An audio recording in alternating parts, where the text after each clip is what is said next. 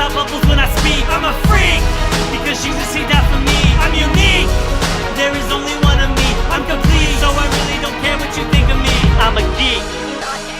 Oh, I was gonna talk to that or not talk, but look at that gargoyle. So she said something about a painting. Oh, right there. That painting. Oh, why doesn't he have a seal? Huh. Well, that's weird. Alright. Well.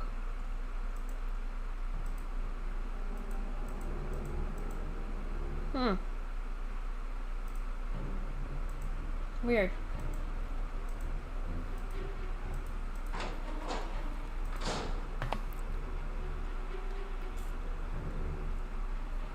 Really? Oh, okay. I want to go see your doctor who prescribes chocolate.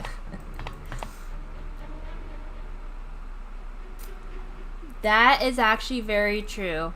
And I do love dark chocolate because of the antioxidants it gives. And I mean, I was already a big fan of it ever since I was little because of the flavor. But yeah, dark chocolate is preferably better for you than like milk or white chocolate. Would you have a torch that I could borrow? No, I'm afraid not. Jane ruined all of ours with some sort of experiment she cooked up. But I believe she may have some of those glow sticks for illumination. Goodbye. The pleasure is all mine, child. That's not why I wanted to ask you. I wish you can, like... I want to know why that one doesn't have a coat of arms.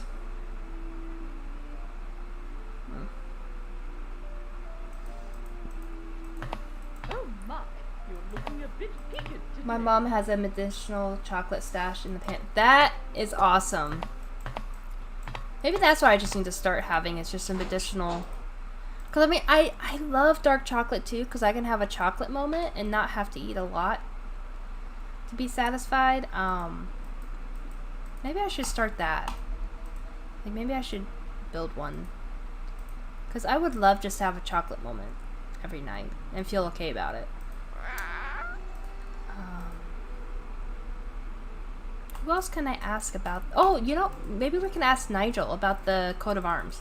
Because he might know why that person doesn't have a coat of arms. Hello, Nancy. There we go. Who is the man in the Great Hall with a gargoyle? That's Corbin Penvellin, born in 1670 and died in 1741, I believe. He was Eleanor's grandson and spent his life in France. It was rumored that he secretly returned to Blackmoor to continue his grandmother's experiments in the mystical arts. Where can I find his coat of arms? I didn't realize you were so interested in Penvellin history. I'd be happy to show you his coat of arms, but I'm in dire need of a typist. Perhaps, if you can help me out, I can find that which you seek.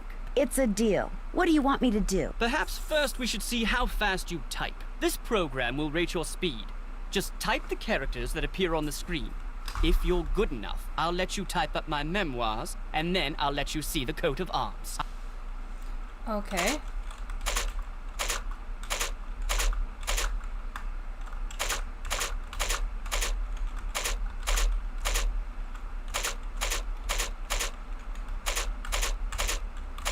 I feel like I'm back in high school.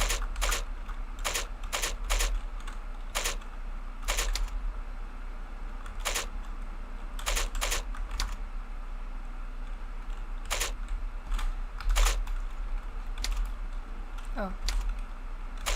There we go.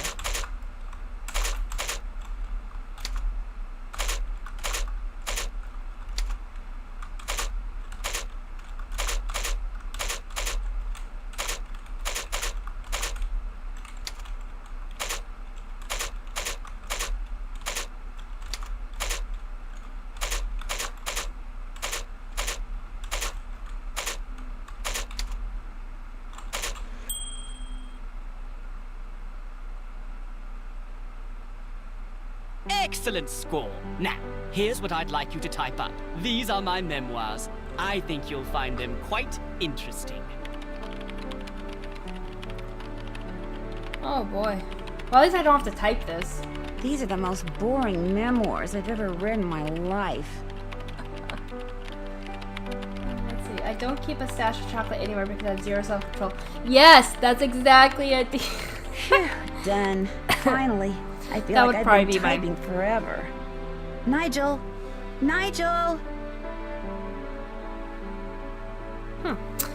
But that's it, Dee. Like, I think I want to believe that I would portion okay and I would be able to eat just a little bit of chocolate every night. Although some days, I'm not quite sure.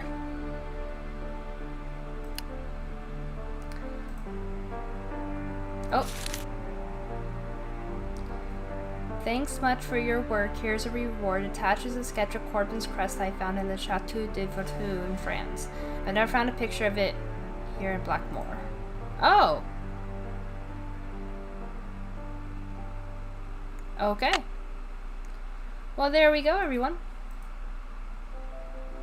Cool. Ooh. I don't think we've ever seen the castle this dark. No key without toil, no fire without oil. No key without toil, no fire without oil. No key without toil, no fire without oil. No key without What are they toil, no doing? fire without oil.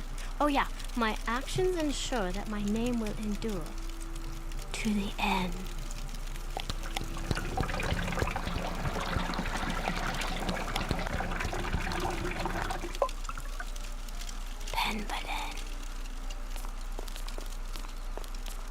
That was a little creepy. I did it perfect that time, didn't I? Well, almost perfect. You did very well. But remember, this must remain a secret. Do not discuss it with anyone. Yes, Ethel. And don't forget, you have a maths exam tomorrow. Yes, Ethel. And be sure to brush your teeth. Yes, Ethel. Good night.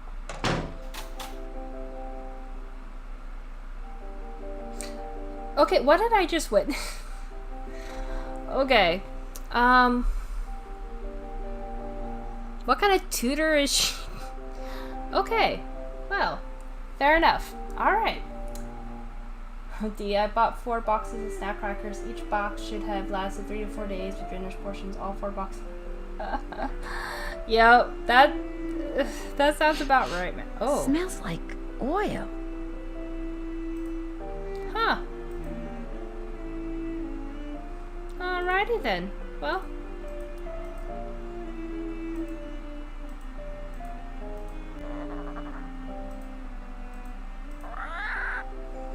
Alright.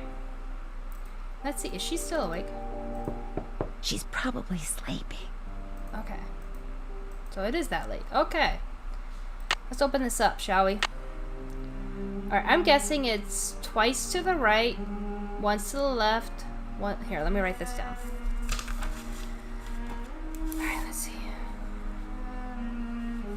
Let's see. Right, right, left, right, left, left, right. I don't know if that's gonna work, but let's see. Let's see. Right, right, left,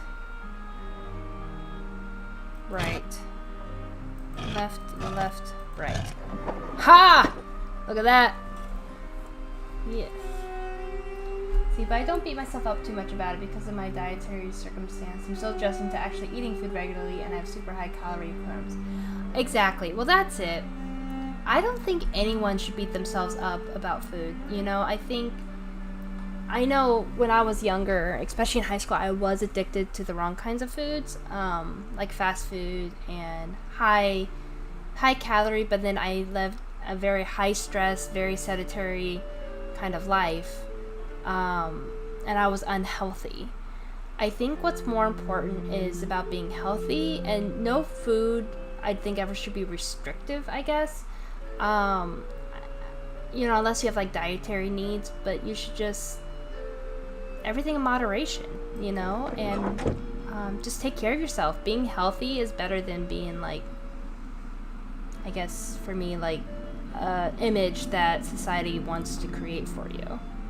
And plus healthier will get you longer in the long run, because I mean, just like the Bible says, beauty is fleeting. You know, everything changes, and you know, beauty, even beauty, how society views as beauty changes depending on the culture and the era that we live in, so that even changes. But to be healthy, you know, I think that's way more important. That's something I've recently learned. I mean, I'm definitely not, I had to learn that lesson. I'm still trying to learn that lesson, especially after having 3 kids, and my body's definitely never going to go back to the way it ever was. You know, it's more important to be healthy and to celebrate my body, because it did. It birthed 3 beautiful babies. Oh, hello. Yeah. Oh, peephole. I can see into Linda's room. Oh. Oh!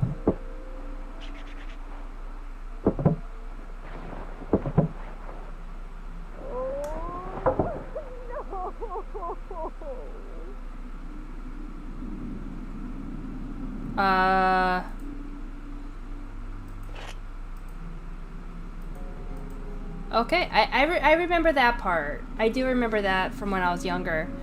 It freaked me out when I was younger.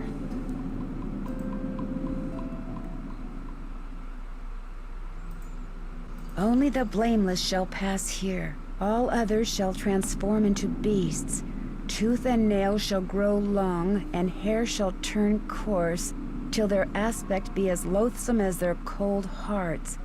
Prove thy worthiness, and memorialize here the innocent one so wrongly condemned for saving lives. Else consider thyself right and truly cursed.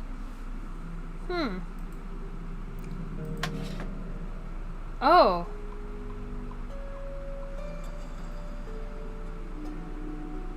Wait, so whose name was it? Eleanor, right? I think that was her name. Probably need to spell her name out in ruins. Yep. Alright.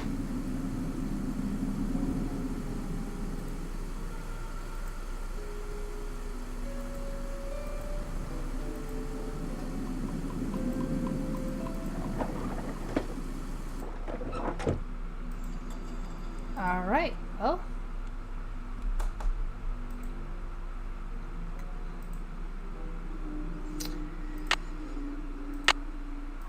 Alright, well, let's see. What time is it? After that haunting experience. Creepy. Oh, 3:30 a.m. Yep, alright. There was one more thing I wanted to do, because I also was thinking about it. Is this circle in here? I wonder... Something fits in here, but what? I wonder if this fits in here. Ah!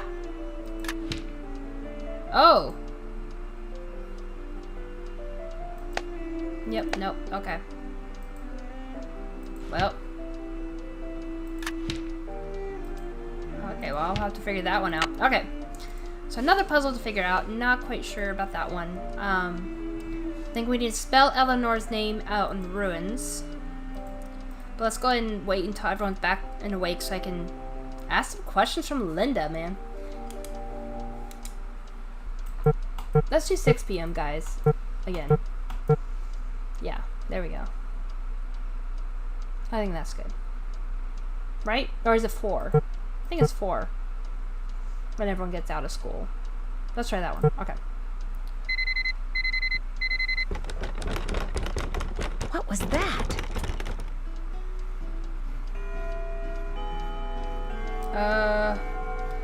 That thing though, people take a diet like that and go, okay, it feels better to not eat all those things, so they're bad. And we should never eat them, when FODMAPs actually provide some really important rules in dietary. Yeah, exactly.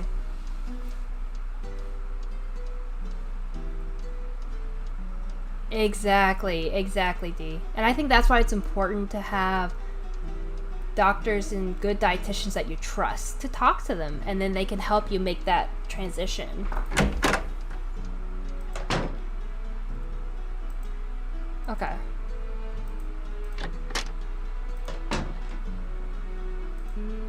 Hi, Nancy. Jane, I saw you and Ethel performing some kind of ritual. What were you doing? Huh? I don't know what you're talking about.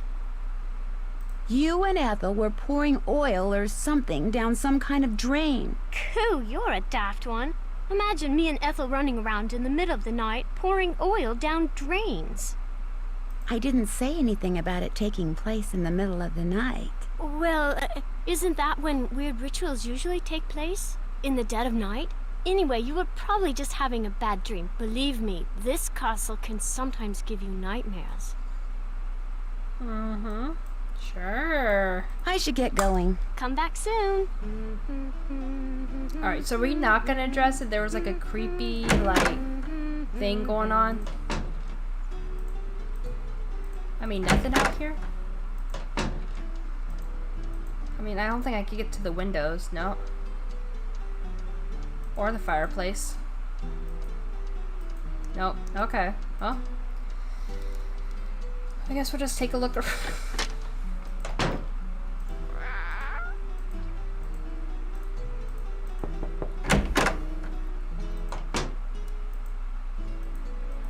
Linda?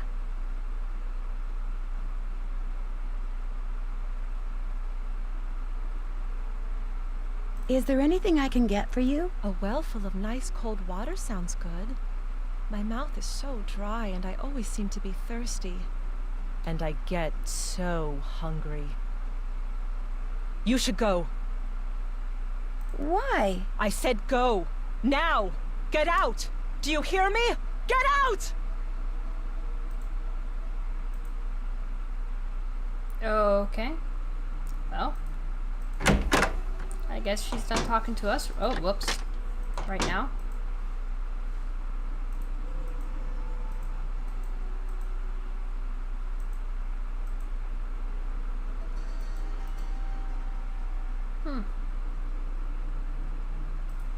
Well.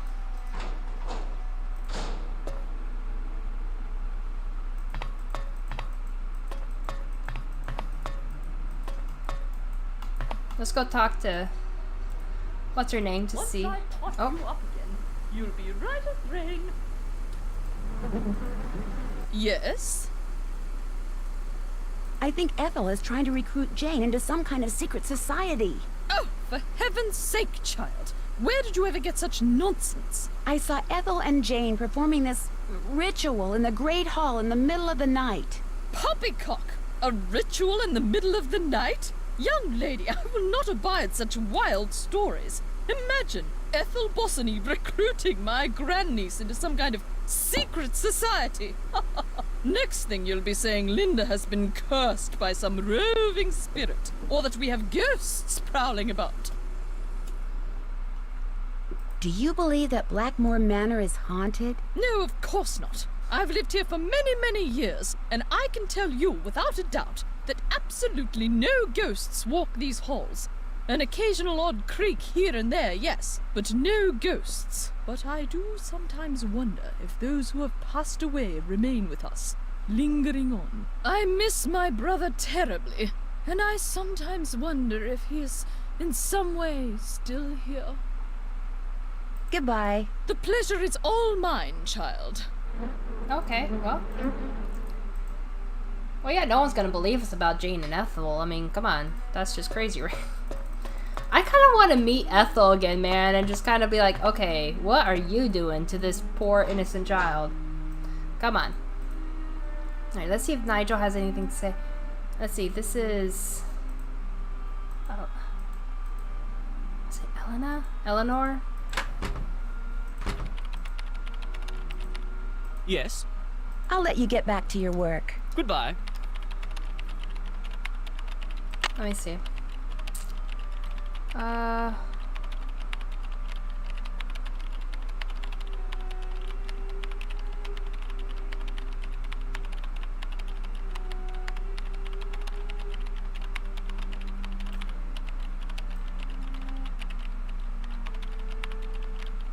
Let's see, I think it's...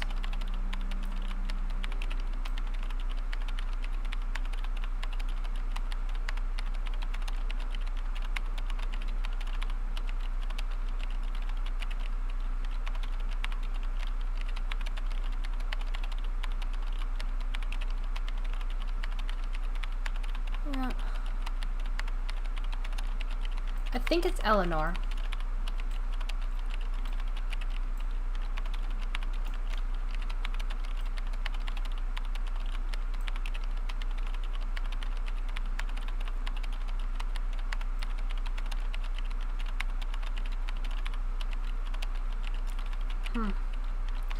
I think it's Eleanor. I think that was her name.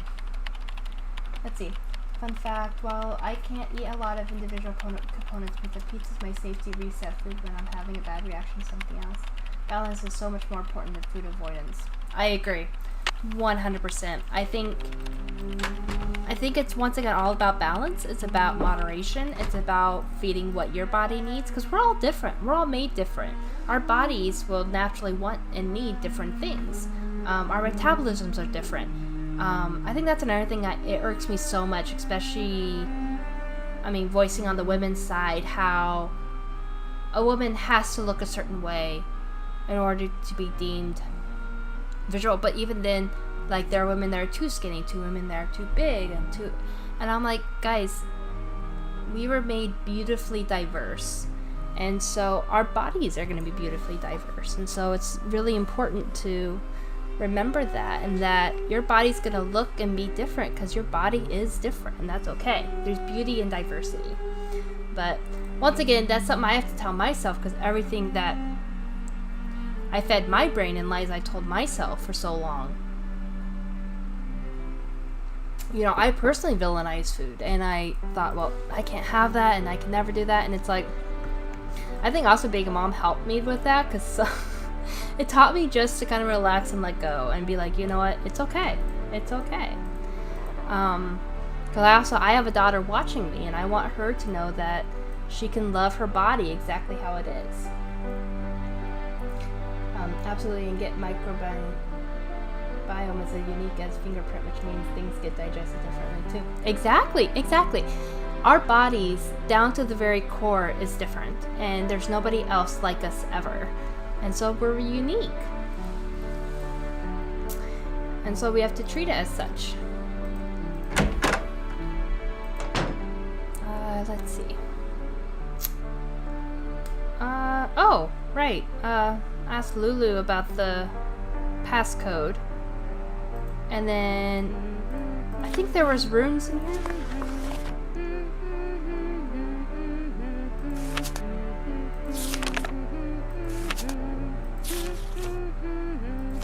Nope, no runes in there. Okay. Let's see.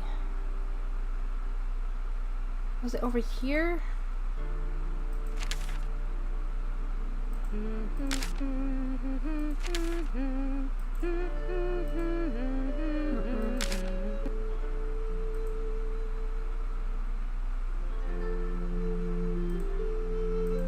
Maybe not. Maybe... Did I make... Oh no, there we go. There's runes. Okay. Runes are a symbol that came to Britain with the ancient Germanic people. Because these symbols were used for writing, they can be termed an alphabet. The original runic alphabet was made up of 24 symbols. It's known as the Elder for 6 runes spell out the word Gothark. The runes were comprised of straight lines so that they could be easily cut into wood or stone.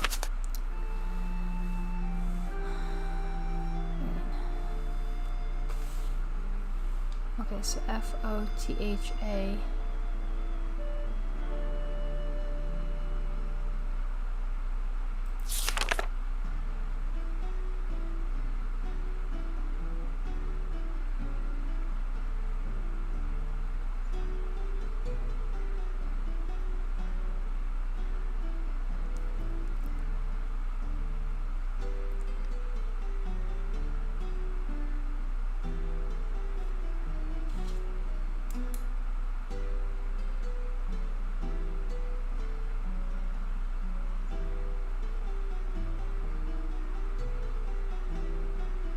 Okay, so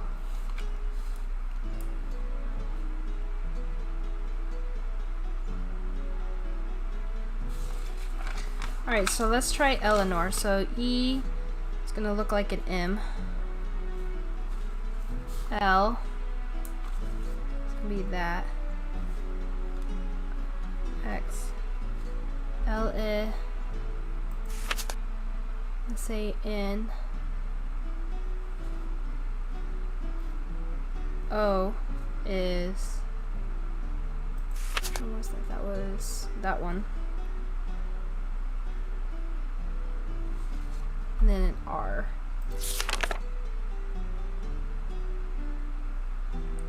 Looks like an R. Okay.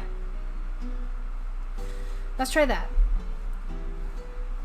Let's try that for the spelling, and then let's go talk to Lulu as well, because I think there was a lead there where the parrot knows something. Alright.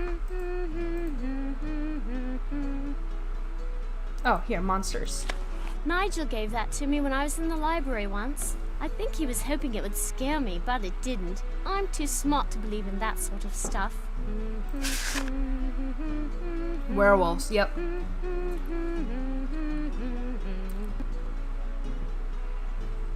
Lycanthropy. Description of werewolves and the transformation process have varied greatly throughout the ages. Some lycanthropes assumed that the precise appearance of a wolf, others turned into something that was half human, half beast. Sometimes the change was permanent, sometimes lycanthropes would change from form at will. Sometimes environmental factors brought about the transformation, which I think, interestingly enough, Harry Potter has both of them. They have the people who can transform into an animal consciously, and then there are people like Professor Lupin, who's actually a werewolf, was bitten and he has no choice in the matter. The symptoms and duration of a werewolf's condition depended entirely upon the curse that initiated the particular case of lycanthropy. In general, victims who were destined to alter their form permanently usually appeared pale. Okay, so that's Linda. Fatigue was frequent complaint, as well as weak vision, a dry tongue, and constant thirst. These symptoms usually accompanied by or soon followed by hair growth, especially on the hands and face. Fingernails grew long, and the eyes gradually changed shape and color. The victim's personality also changed. He or she became increasingly ill-tempered and aggressive. As the transformation grew more apparent, the victim usually went into hiding, returning to society only to satisfy his newfound appetite for human flesh. For temporary victims who could change their appearance at will, or who were involuntarily transformed by the sound of a wolf's nocturnal howl, or by the full moon, lycanthropic symptoms occurred not over time, but quickly, almost instantaneously. Interesting.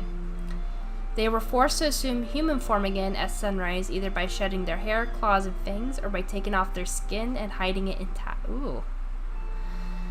Okay, such as lycanthrope would reportedly suffer the same fate as it shed its skin. If it was found and destroyed, the werewolf would likewise be destroyed. According to legend, those who voluntarily became werewolves obtained the ability to change their form through sorcery. Involuntary lycanthropes were people who had been cursed by someone they had wronged, or had been bitten by or born to a werewolf. Since there was no cure, and since most werewolves were thought to be immortal, these unfortunate beings were compelled to lead dark, desperate lives until they were felled by a fatal wound to the brain or heart. That they could only be destroyed by a silver bullet is a modern embellishment. Interesting. The reasons for wow, they're going all out in this book, man. Psychology plays a significant role in lycanthropy. Wanting to imitate, if not actually become the thing or person the one fears the most, seems to be part of the human nature. Far from being a universal phenomenon, werewolves are unknown in regions where there are no wolves. Instead, people spread tales of were-bears, were-tigers, or were-crocodiles, whichever animal is most feared. Now that's interesting. The old saying, if you can't beat them, join them, goes a long way in explaining the source of the longevity, of many monster legends. More important, throughout history, there have been instances of people who actually were werewolves, in their own minds at least, convinced that they had been cursed, that they presented all the physical symptoms of lycanthropy, and often behaved violently. Because they fully believed they had become werewolves, they acted like werewolves. As a result, the people around them treated them like werewolves, which only reinforced their delusion, thus trapping them in a vicious circle. This psychological disorder was no doubt prevalent in the Middle Ages, when belief in sorcery, curses, and creatures such a werewolf was commonplace. The power of suggestion cannot be underestimated, especially in places where education is minimal and superstition passes for truth.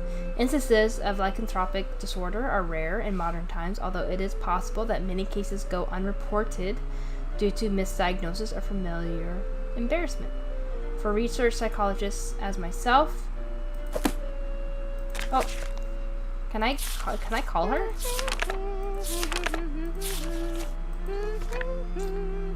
Paliki Vadas. Let me see. Let me see if I can write that number down and call her to see what she says.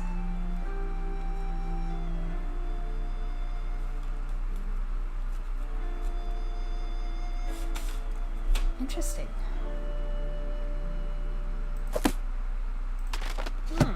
That's another lead too. Let's see. I've never getting caught. I just keep eating until I felt full. It wasn't until I was older I learned that you need to eat at a slower pace so you don't overeat. I know I'm a big guy, like I'm body type. I always wanted to be thin when I was young. Now I know what my body type is. I'm still overweight. I have a much more reasonable and achievable goal for my body health. That's exactly it. I think that it's about learning your body type and being okay with it, but also feeding it. Like, I think we also have to remember that the medical society does have to put some sort of guideline and bar, just so they can kind of keep a record, but those are definitely still more guidelines than actual rules. I think any doctor, at least good doctor you'd meet, would rather you be healthy than like exactly the weighted number that's on a chart. I think that's more important, is if you're healthy, your heart's good, you're exercising, not like a certain amount of time, but you're active, you're eating right, your body looks healthy. I think they're more concerned about that aspect than being on the chart. Now I'm saying like good doctors, because there are really weird doctors out there and bad doctors, but all right. Oh, that creepy over there, they keep blinking. Stop it. All right, let's see if Linda will talk to us again. Oh my. Yuck. Did you order this meat? I told you, I get hungry. Now go away. Hi, Linda. Okay, I understand. I'll talk to you later. Okay, y'all. I think she thinks she's a werewolf.